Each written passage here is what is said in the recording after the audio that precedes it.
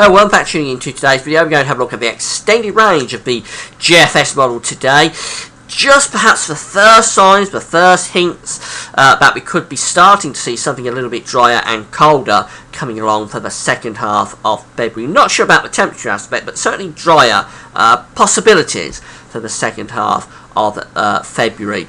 Now, before I get on with the video, just to talk about the advertising, there's video ads on the pages at gazworthviz.com. Hit play on the video ad, you'll be supporting gazworthviz.com. Thanks very much for doing that. So this is the latest radar picture from the UK Met Office, and we see we've got heavy rain again setting in along the south coast. It's light and patchy across Wales and the Midlands at the moment, but it will turn heavier through the course of the afternoon. These vibrant colours along the south coast will push northwards and turn it very wet across much of England and Wales this afternoon and into this evening. This is how the high-resolution Euro 4 model is seeing things. This is from the website Weather Online. You can find the link to Weather Online on my links page. Euro 4 has replaced NAE as the high-resolution model of the UK Met Office, and it is a better model actually. It's been performing very, very well through these rain events over the last few weeks. So that's where it's seeing the rain at midday, heavy rain along the south coast. It's not showing up the light and patchy rain through Wales and Midlands, and that's good. If this was the NAE model, that would be showing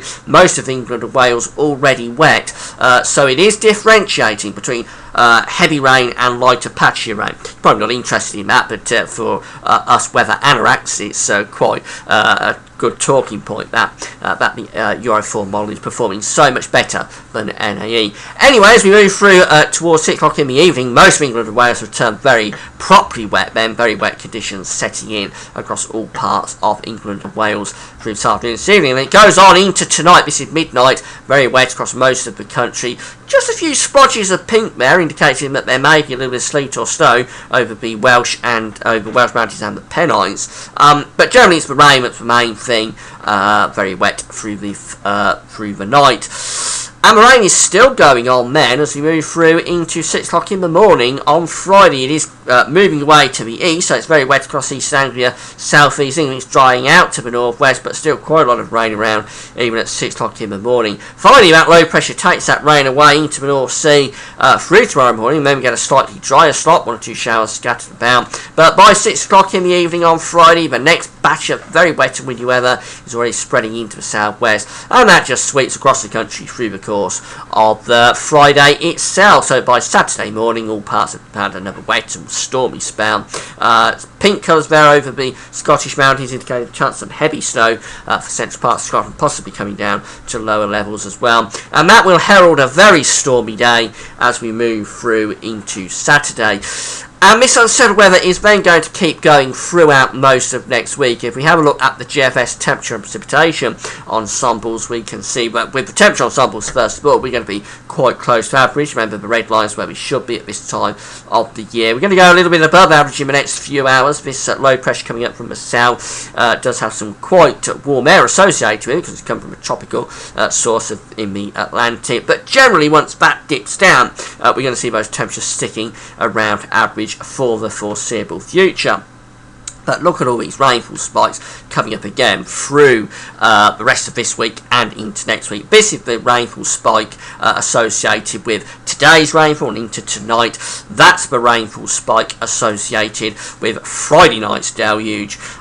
Then things may dry out a little bit through Sunday and Monday, but then the rainfall spikes come back with a vengeance as we move through the middle of next week, and it really is going to be very wet then. The suggestion from say the 11th to the 15th, some really wet conditions.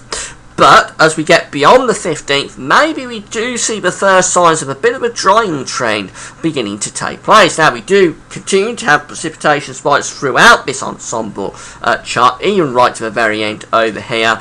But I think compared to what we get through the second week of February, up to the middle of the month, and this is the 15th of February just here, I think we can say that the precipitation spikes are easing in intensity and frequency. So whilst it still remains somewhat unsettled and it won't be completely dry probably, we may lose the very worst of the rainfall, the worst of the unsettled torrential rain sort of conditions. Now, that's at the extended range of the GFS ensemble, so it does have to be taken with a big pinch of salt. And let's have a look at how that drying trend is emerging. We'll have a look at the midnight run of the GFS model first of all.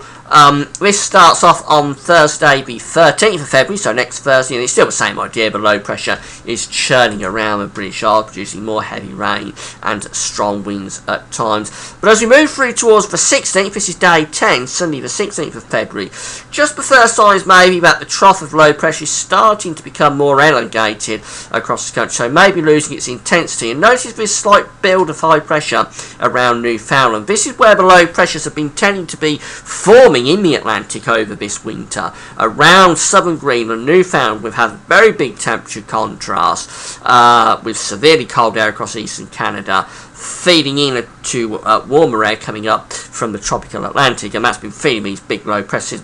Just the signs that we might be getting a bit of a ridge starting to build there in that spawning ground for the low pressure. As we go through beyond day 10, and this is going well out into the realms of unreliability and Fantasy Island sort of charts really, but we have got this build of high pressure stretching through the Atlantic then on Monday the 17th, a proper area of high pressure trying to ridge up to Greenland. Notice the trough is sort of being pulled apart. We're starting to lift the trough out of the country on Monday the 17th, so that by the time we get through to Tuesday the 18th and Wednesday the 19th, well then we've got definite ridge of high pressure in the Atlantic. It's pulling in cold air. The winds have turned to the north, so it's a lot colder, but at least we've got that sort of ridge in the Atlantic. I'm not sure how long it would last. We may well very quickly break it down with these low pressures coming back in from the west, but anyway, it's a few days of drier, colder conditions, and we haven't had that much through this winter. Now that's the midnight run of the GFS model. There's been another run since then, the 6 o'clock run. It hasn't updated at West Central, but we can have a look at it at Meteo Seal. And again, as we start off through the 14th into the middle of February, it's the same idea. The low pressure is still churning away, not with the severe gales, but it's still unsettled. There's still bouts of heavy rain coming through. Let's see what the 6 o'clock run does with this change in the pattern. Well, again, as we get through to around the 16th, 17th of February, just signs, but we're lifting that trough out of the country, extending up some sort of ridge from the Atlantic, still a deep area of low pressure around Newfoundland, by the way, so it could all very quickly go downhill and go wrong. But look what happens with the 6 o'clock run of the GFS. We extend high pressure to the north of the country. This low pressure in the Atlantic slips away to the south. Doesn't really impact us too much. We do pull in a cold easy wind, so it turns colder. We'll be bringing snow showers into the east probably, and some frost. But the main issue is the rain and the fact that, again, another run of the GFS model is seeing things turning a good deal drier as we get past the middle of month into the second half of month. This low pressure around the south of Greenland is stalling as the high pressure around Scandinavia and to the east of the country builds in. Very much in the realms of unreliability, that, but it's just interesting that we're getting a few runs now from the GFS model seeing this trend towards a change in the second half of the month, and that would be after 2 months of very unsettled weather. This wet spell really set in around the middle of December. You would expect a change to begin to take place after a couple of months. It's very unusual to have the same pattern going on and on and on beyond 2 months, to be honest. It doesn't happen. It can happen. It can go on 3-4 months, but it's quite unusual. Around the middle of February, late February, is when you would start to think that this stormy spell should run out of steam and we should begin to get it a bit drier. It'll be interesting to see how that pans out. The ECMWF just finally on day 10. Again, maybe just showing signs of that build of high pressure trying to take place in the Atlantic as we begin to push this trough eastwards. We're losing the temperature gradient. This is the temperature gradient that the ECMWF is showing in the Atlantic for tomorrow. Huge temperature gradient, severely cold across eastern Canada and Newfoundland, meeting this tropical air coming up from the Atlantic. That's what's been spawning the low pressure and enhancing the jet stream all winter. By day 10, look how we've lost that severely cold air across eastern Canada. It's much less cold there, but consequently the temperature gradient through the northern Atlantic is greatly reduced.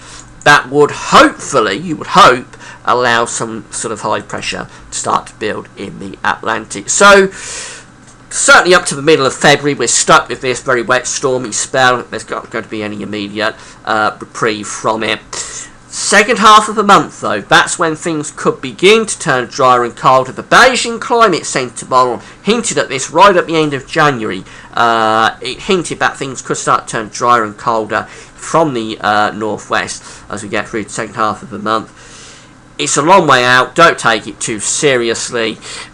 This is in the realms of Fantasy Island with these charts. But, yeah, I think we might just be starting to see the first signs of this horrendous spell of very wet weather. Could be the wettest winter on record. We may just beginning to see signs of that easing off a little bit. We'll have some longer range updates tomorrow from the JMA model, hopefully from Beijing Climate Centre too. So come back for that. It'll be interesting whether that's seeing this trend emerging. That's it for now. Thanks for watching.